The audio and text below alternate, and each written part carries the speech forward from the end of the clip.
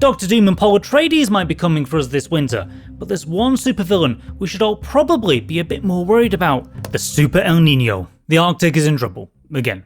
Sea ice is sitting at its second lowest level on record for mid-April, and out in the tropical Pacific, a Super El Niño is brewing, one that climate models say could reshape the polar regions and the coming winter for the entire globe. In this video, we'll break down what's happening right now, how it stacks up against past Super El Niño events, and why your winter weather forecasts in 2026 and 2027 might already be being shaped by two oceans thousands of miles apart. Before we get started, I want to give immense credit to the writer Andre Fleece, who writes for severeweather.eu, who put together this amazing culmination of so much research that I've used as inspiration for this piece. So thank you, Andre, and let's get into it. First of all, let's set the stage.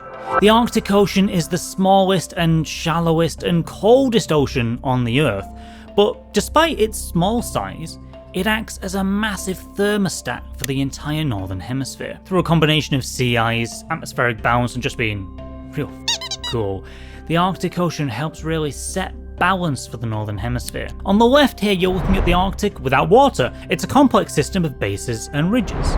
On the right, the surface currents and sea drift patterns that you can see here, they move ice around the pole, eventually flushing it out through the Fram Strait. That's how the Arctic Ocean normally operates, and all being well, that's how it will continue to operate. Fun fact, you see how the sea ice here gets flushed out down Greenland, past Iceland, and into the Atlantic. That's how you get things like polar bears washing up in northern Iceland on icebergs, and the Titanic.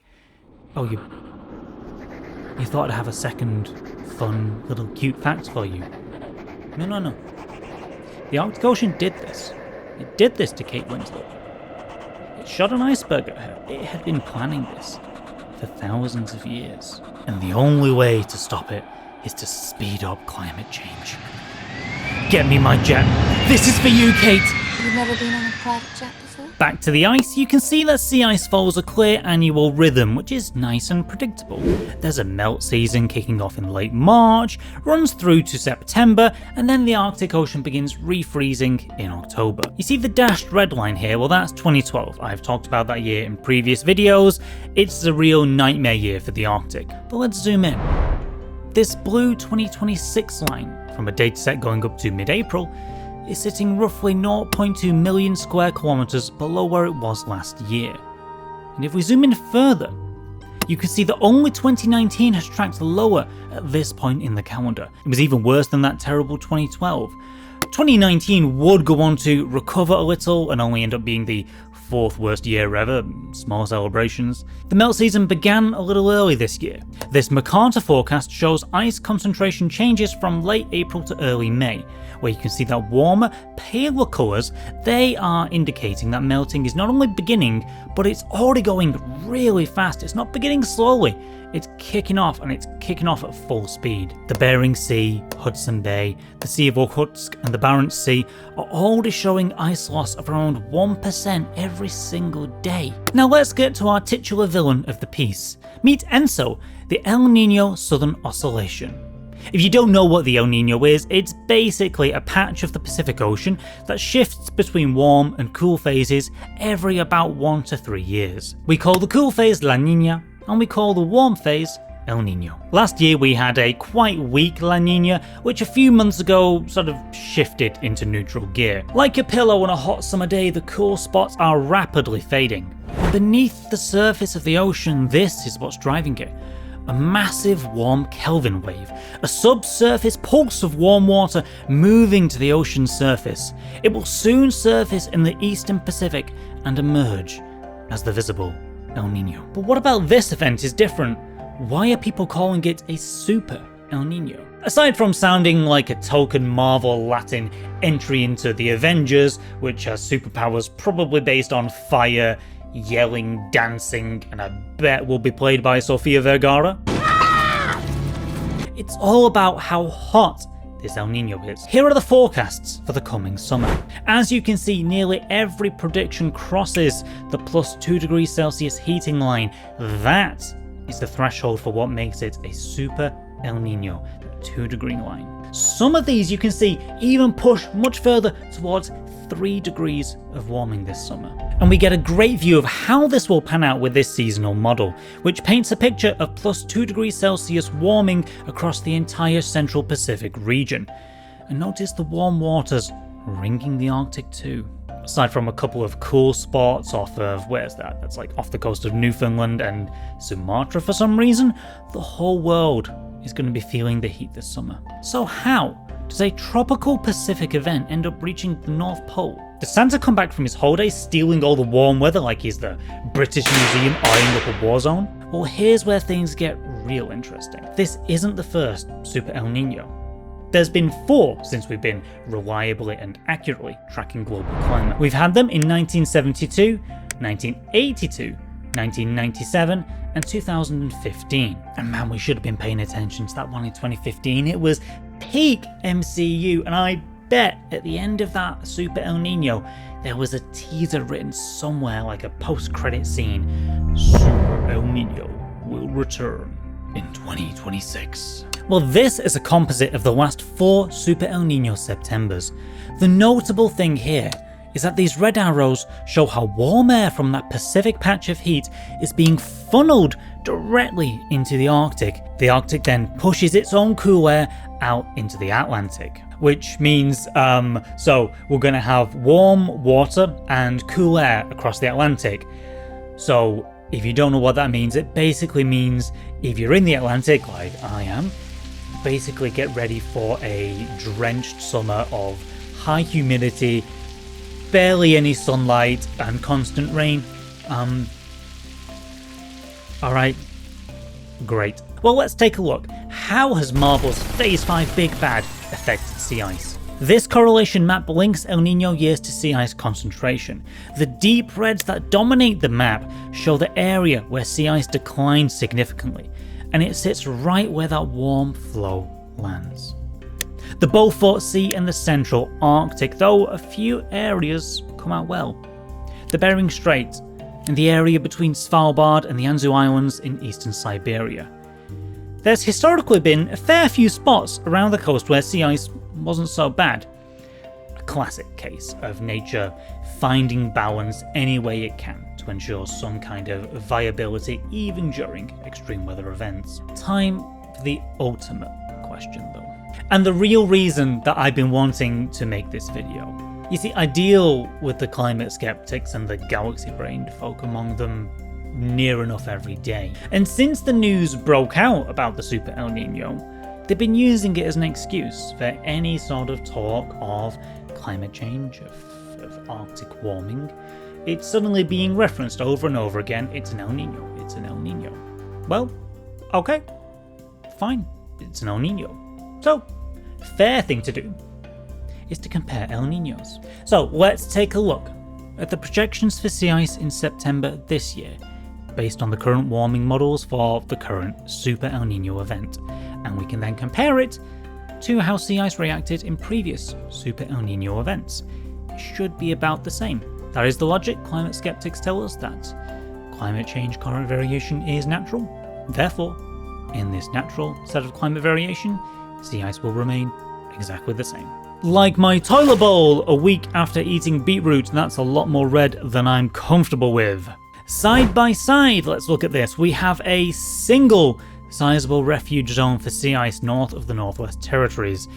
The Svalbard to Siberia line, once a nice refuge, has completely changed. It has moved from an area of growth to one of sudden and dramatic loss of 20%.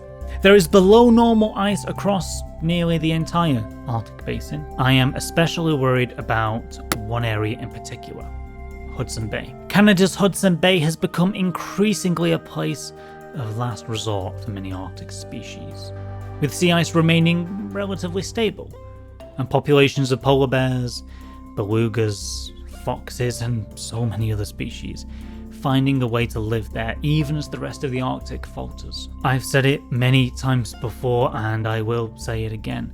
Some climate change is normal. This isn't.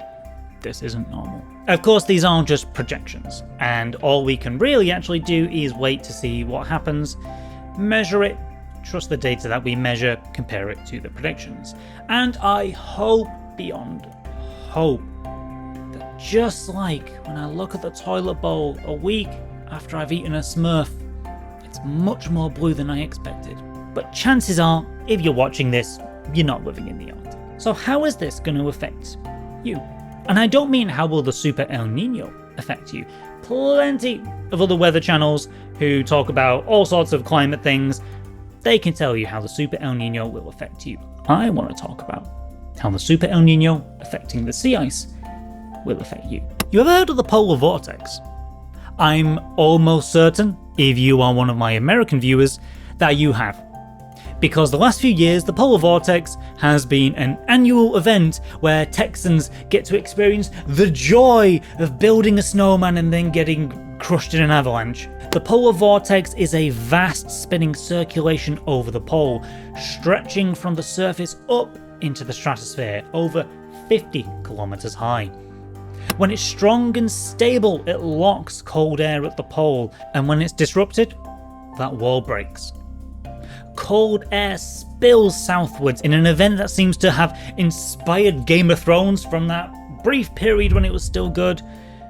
The hordes from beyond the wall pour south and wreak havoc on anything that has never had a frostbitten nose. And here's what makes 2026 and 2027 really worth watching. This is the stratospheric pressure pattern composite from past Super El Niño winters. We see that same pattern of a weak polar vortex, leading to huge changes further south. And there's a second major factor at play here, the year-on-year decline of sea ice. This map here links low autumn sea ice years to mid-winter stratospheric temperatures. Yellows and oranges across the polar cap mean low ice falls, like we've been getting. They then lead to a warmer stratosphere, which raises the odds of another polar vortex collapse. So, let's connect the dots. 1. We're starting the melt season with the second lowest April ice extent on record and below average ice volume. Not a good start. 2. A Super El Niño is forecasted to peak through autumn and into winter, exceeding the 2 degrees Celsius threshold across the Nino region. 3. That El Niño pattern historically pumps warm air into the Arctic, accelerating the melting of sea ice. And forecasts predict that this one is going to be much harsher for the Arctic than any that we've ever measured. 4. A low sea ice September combined with Super El Niño winters historically leads to a polar vortex collapse. And 5. A disrupted vortex means a higher likelihood of significant cold air outbreaks for the southern US, for across Canada, and for across Europe. This pattern of 5 dots, it links up like a conspiracy theorist's mood board, linking together a series of climate and atmospheric events, all in the name of telling you it's gonna be a white Christmas. All the badness is gone. Oh, all this was worth it. Oh, I'm so happy. Oh, there you go. My year is made. You know, I think Santa might be behind all of this. I think some kid last year said to Santa, I may be based in the middle of Arizona, Santa, but I want to make a snowman next year. And Santa said, I got just the Sofia Vergara character for you, kid. Finally then, it is really important to remember that none of this is in fact set in stone. Seasonal forecasts do shift. Sea ice is unpredictable at the best of times, and it can recover under the right summer patterns, and the polar vortex has surprised us before. Even the most evil and terrible villains have eventually turned ally. Maybe I've just been watching too much Dragon Ball, but even Frieza, at the end of the day, helped save the universe. Thank you, my Arcticus. Thank you so much for spending some of your time with me today. If you've enjoyed this video, I hope that you will help out the channel. I love doing this, but it's become so very clear to me with the immense inconsistency of how my videos perform. I am really bad at running a YouTube channel. I am really bad at this. So, any way you can help me with likes and comments and subscribing and sharing the video to anyone you think might like it as well, that will do wonders to compensate for my complete inability to do this well. As always, thank you for spending some of your time with me today. Stay safe, stay warm, and I'll see you next time. Bye bye.